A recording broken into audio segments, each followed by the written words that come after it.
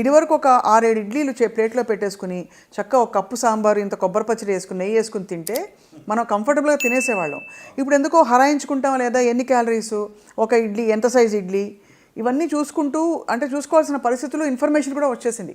So తినేటప్పుడే ఒక స్ట్రెస్లో తింటున్నాం మనం. So how do you approach food from the perspective of long term ailments like cancer? అంటే ఫుడ్లో balance is most important and choices is most important. ఫండమెంటల్గా చెప్పాలంటే green leafy vegetables, fruits, 4 to 5 servings of fruits in your meals is going to do lot of good అండి.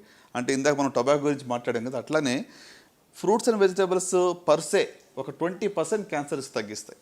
ఓహో, amazing. దాంట్లో ఉన్న anti oxidants కానివ్వండి, దాంట్లో ఉన్నటువంటి ఒక న్యూట్రియంట్స్ కానివ్వండి, they fight cancer causing substances or cancer ప్రారంభం అయితే కూడా దాన్ని ఫైట్ చేస్తాయి. సూపర్ ఫుడ్స్ నిజంగా సూపర్ ఫుడ్సేనా సార్?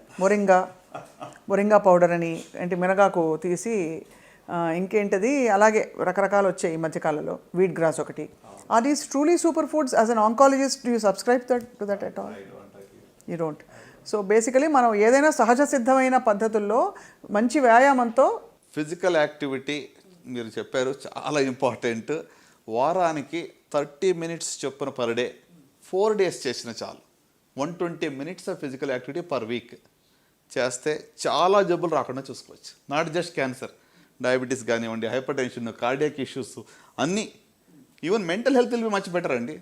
మనం productivity will be much better. నేను ఒకరోజు జిమ్కి వెళ్ళకపోతే, వాక్ చేయకపోతే ఆ రోజు నా ప్రొడక్టివిటీ తక్కువగా నాకు తెలిసిపోతుంటుంది.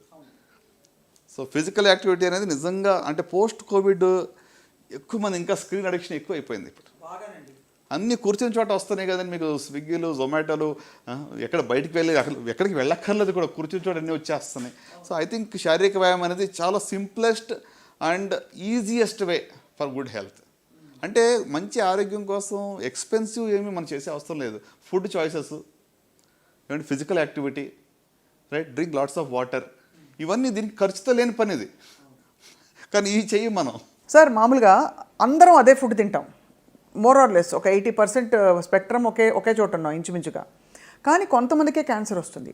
ఆ కొంతమందిలో ఈ క్యాన్సర్ కణాలని ప్రేరేపించడానికి ఏ లక్షణాలు ఉంటాయి? Is it genetics? Is it something else that invites cancer? Sure అండి. అంటే క్యాన్సర్ రావడానికి జెనెటిక్ అనేటువంటిది, ప్రతి క్యాన్సర్ కూడా జెనెటిక్ అలాగనుకుంటే, ఎందుకంటే జీన్స్లో తేడా వచ్చినప్పుడే కదా కణాలకు విభజన అలా జరుగుతూ ఉంటుంది. కానీ ఇది జన్యుపరంగా వచ్చిందా, హెరిడిటరీ అంటాం. సో హెరిడిటరీ అంటే మీకు వంశపారంపర్యంగా కుటుంబంలో వచ్చేటువంటిది. దాని యొక్క రిస్క్ అనేది 5 నుంచి 10% మాత్రమే ఉంటుంది. సో మిగతా 90 నుంచి 95% అనేటువంటిది మనకు నేచర్లో ఉన్నటువంటి మనం ఎక్స్పోజ్ అయినటువంటి కార్సినోజెన్స్ వల్ల మనకు వస్తూ ఉంటుంది.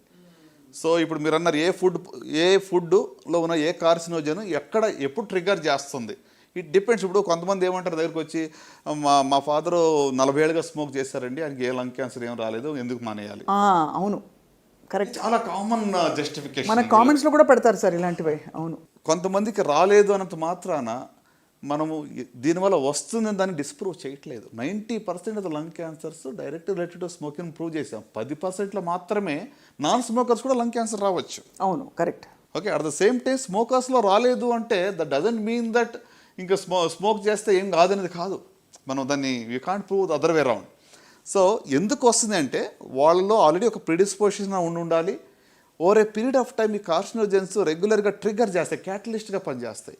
ఈ కణాల యొక్క జెనెటిక్ చేంజ్ అంటే ఇప్పుడు ట్యూమర్ సప్రెసర్ జీన్ అని ఉంటుంది.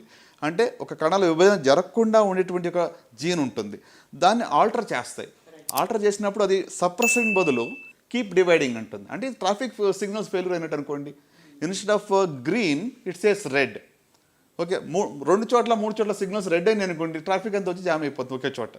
సో ఒక లంప్ ఫార్మ్ అవుతుంది. So it's a failure of signalling system.